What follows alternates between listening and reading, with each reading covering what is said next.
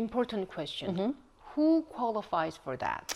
So there is an income restriction. If it's 1 to 2 people in the household, in our county, it's a little over $91,000. If it's 3 or more people, it does go up to $104,000. So you have to make less than that, and that is for My First Texas. That's if you haven't owned a house in the last 3 years or have never owned a house. There's some other programs through TDHCA. So that's My First Texas. So number 1, you've never owned a home, or you haven't owned a home for last 3 years. Only in Texas?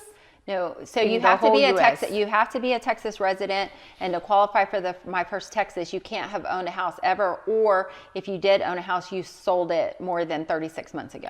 That's easy. But you do have to be a Texas resident. So you can't move from California and then utilize the program. You have to establish residency here before you can utilize the program. Okay, so lower than a certain income and haven't owned a home last 3 years. Any other qualification?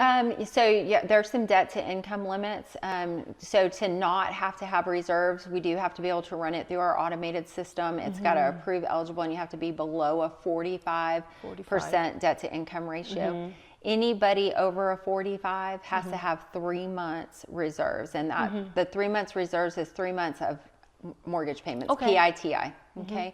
If they're a refer, meaning that it's a manual underwrite, then they have to have 3 months of PITI no matter what. It doesn't matter what their debt to income is.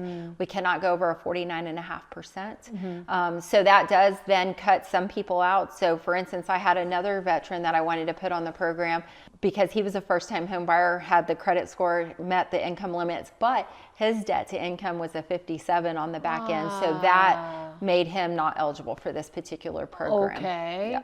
By calling you and doing the pre-approval process, you'll be able to see if they're qualified or not. Absolutely. Okay. Absolutely.